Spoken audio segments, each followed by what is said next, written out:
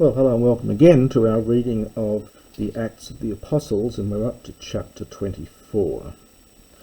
And you remember that the Jews have arrested Paul, and they're bringing him before Felix. So after 5 days, the chief priest Hananiah, Kateb Ebe went down with certain elders, and interestingly here, and with a certain Tertullus, who was an orator. Now, we don't know anything about this Tertullus. The name is quite common in this period, but it's a Roman name, and so he will be a Hellenized Jew, presumably Jewish. They wouldn't have brought a non-Jew to plead their case, but they felt the need to get a professional orator, which is generally what you did when you were appearing at a court case in antiquity. Certainly in ancient Athens and later, you employed an orator to speak on your behalf. In earlier times, you employed the orator to write your speech, and you had to deliver the speech yourself. Interestingly, by this time, the orator is able to speak on behalf of the Jews who are bringing the case against Paul. So this is a genitive from Orator with an omega here. Orator, Oratoros is the form here, third declension. So they came down with the elders and with a certain Tertullus, an orator. Hoitines, well, it's really just they. It's the very ones who. It's that funny use of this form, this word in the New Testament. The very ones who, en ephanesen, we get this verb emphanisdo again, which has the sense of to make clear, was the original meaning. Probably here in the sense of bring a charge against, lay a charge before, and they did this before the hegemony, the governor, Katatu Paulu Paul. Klethentos de autu, and this is a genitive absolute. The autu is probably referring to Paul. Klethentos is the aorist passive participle in the genitive here, so him having been called. So when Paul was summoned, Tertullus began categorein, to make accusation. Legon, saying. This is from categorio. This is just the contract verb. Tung canontes. Now in this next section, of course, it was a good idea to butter up the person you were speaking to, in this case Felix, and so the orator begins by telling Felix what a wonderful ruler he's been and how everything's been very peaceful in comparison with the trouble stirred up by Paul. So the subject of the infinitive here is probably something like we, and it's a present infinitive.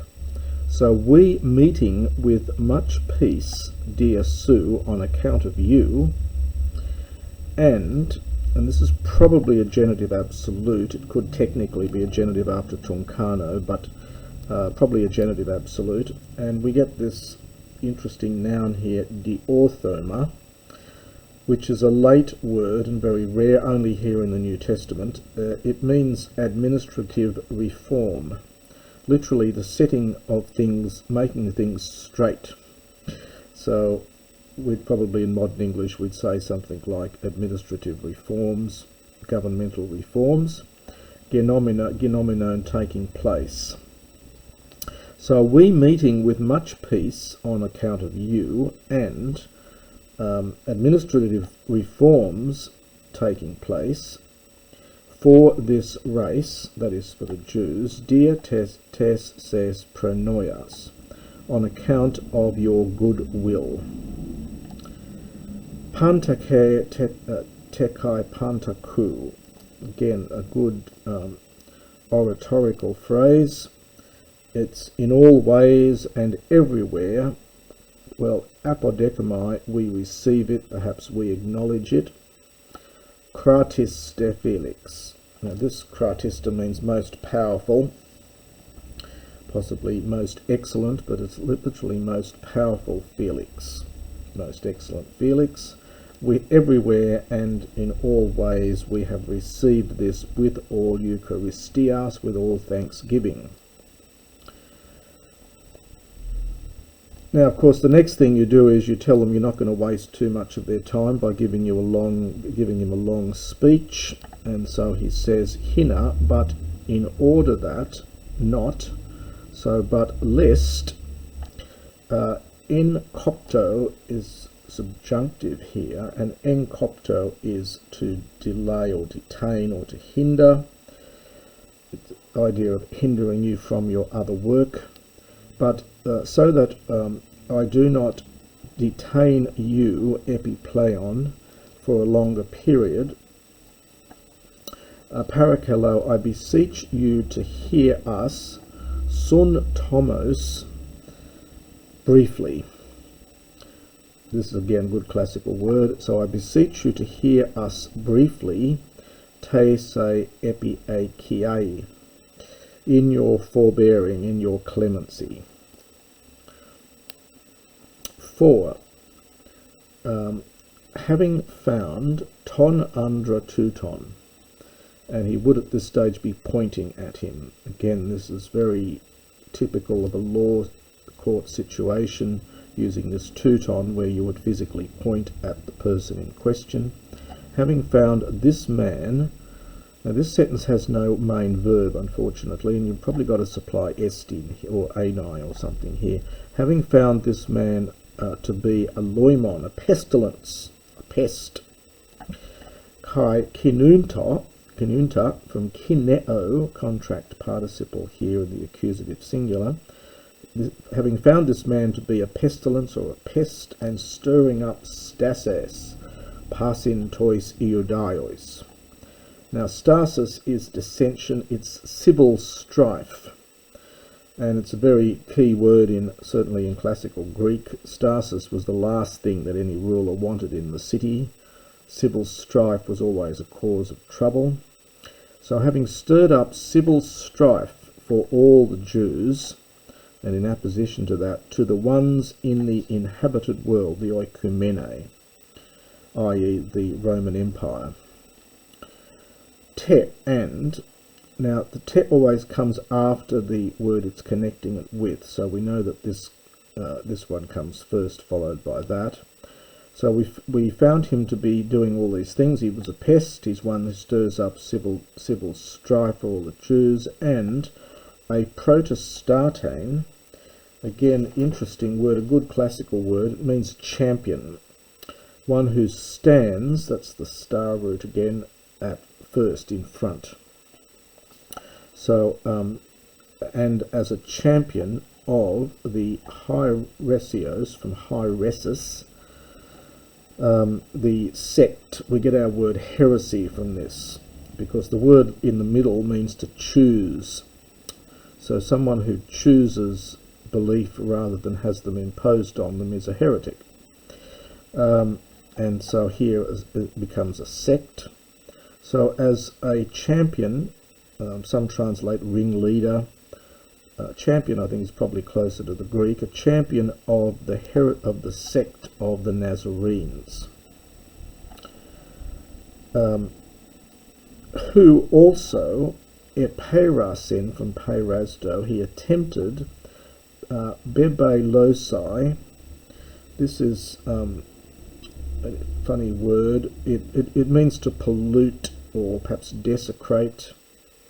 It looks like it's some kind of reduplication, but I think the etymology is not secure. So he attempted to desecrate or pollute the temple, whom also, so this again is referring to Paul, whom also ekratesamen, we arrested. Literally, we got mastery over. So we took control of, so perhaps we arrested him. Now you'll notice there's no verse 7 here. Verse 7 is in the Textus Receptus, but it's not in the oldest manuscripts and is not printed in most modern versions. So that's why that is suddenly we get a jump there between 6 to 8. Now, parhu dunese autos anakrinas. You yourself, this is second person future from dunamai. So from whom you yourself, anakrinas, having made inquiry, having asked questions, having made inquiry, you will be able, peripantone tutone epignonai. So, from whom you yourself, when you've made inquiries concerning all these things, you will be able, epignonai, to get a knowledge of those things in regard to which we are making accusations of him. So you yourself will be able to find out regarding, when you ask questions regarding all of the matters, all of the accusations we are making against him, to paraphrase it slightly. Sun epithento dekai hoiu dio fascontes tauta hutos ekain. So again, Luke is trying to, Luke was not there at the actual case, so he's trying to reconstruct in the same way Thucydides did what sort of speech he would imagine would have been said. It's probably much shorter, even though he says sun tomos, probably shorter than what they would have said in practice, the orators, but that's what we get here. And the Jews, sun epithento, this is the middle aorist from sun epitithemi. Now, epitithemi is an old word for attack, and the sun is to attack, or to join in the attack. So the Jews also joined in the attack, fascontes. Now this is a lovely word, it's connected with phemi, it comes from that originally the same root, but it's got the iterative sk in here. And it's a word used in classical Greek with the meaning of to maintain or to claim something, which may or may not be true. So we often use that in English, so-and-so claimed this to happen, but it may not necessarily be true, and that's the sense of fasco in Greek. So the Jews joined in the attack, claiming these things to be thus. Remember, echo plus an adverb, you translators, is. Apekrithe de Paulos new santos auto to hegemonos. Now the new santos to hegemonos is a genitive absolute. Nuo is to nod, also has the meaning of bend, but nuo is to nod. So it's like our modern expression, having given the nod. So the governor, having given the nod to him to speak, Paul answered. And again, he has to say nice things or pleasant things in regard to the governor. And Paul's sentences are sometimes difficult to pull apart. Ek polon eton onto secretain to ethne tuto epistaminos. So we stop there for the second. Knowing, so this is me knowing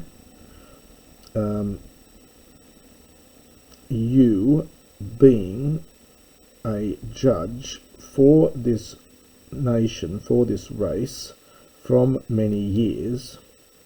So since I knew that it was you who have been a judge for our race for many years, apologumai, I make my defence, and the key word is right in the middle, euthumos,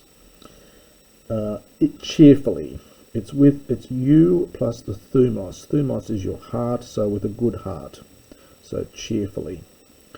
So he's saying, since I know it's you that I'm talking to, then I make my defence cheerfully. So just to get all the rest of the words in here.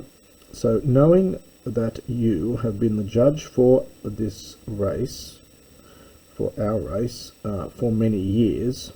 I make a defence of the things regarding myself, euthumos, cheerfully. Dunamenusu, and again genitive absolute, since you are able to epignoni, to, well, get a good knowledge of, or to find out for a fact that, now ou pleus goes with the hemerai dodeca. Pleus is actually, despite the form, this is a nominative plural, third declension. It's a comparative, and originally play ones, and the n is dropped out, and then you get a contraction. So although it looks like accusative plural, it is in fact nominative plural, and it doesn't have a separate feminine form, but it's agreeing with hemerai dodeca. You would expect in slightly better Greek to have this in the genitive here, after genitive of comparison, after the comparative. So it's something like, there are 12 days, not more, for me. So there are not more than 12 days for me. Aphes, since the day when, again this usual expression, aphes, for you've got to supply hemera or something here. So since anebain, I went up to Jerusalem, future participle, again with the intention of worshipping. So just to put all that together again, you are able to convince yourself, or to get full knowledge that it is not more than 12 days for me since I went up to Jerusalem with the intention of worshipping. Kai ute ento hero huron. Now, if you look through the sentence, we get three utes here. These second and third ones go together quite naturally, neither nor. This one really goes with the a coming up here. Better Greek would have had ute, but here we've got ute, I think goes with the a. And neither did they find me in the temple, dialegomenon, debating prostina with anyone, or we would say nor. So they did not find me doing that in the temple, or making an epistasen, a stirring up of the crowd. And the stasis is civil strife. So this is the idea of stirring up, or creating a stir of the crowd. Now we get the proper ute, neither in the synagogues nor about the city. Kata 10, polin. Ude, nor dunantai, are they able, parastasi. Now this means to provide. We have to understand provide evidence, or provide proof. This is a technical word here.